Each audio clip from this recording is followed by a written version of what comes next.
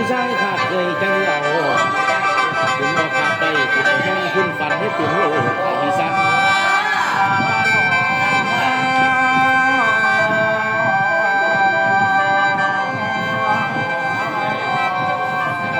มันยาวโพดน้อ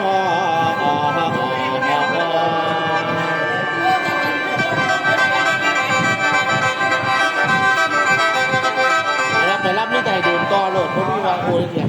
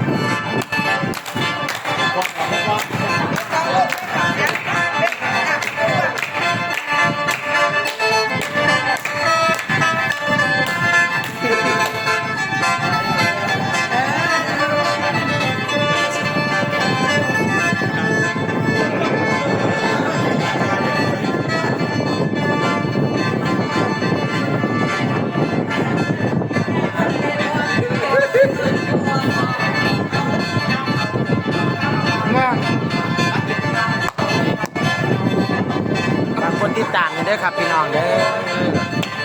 ช่องคุณแม่มาล่ำสังเวียนเสียงระฆังทอ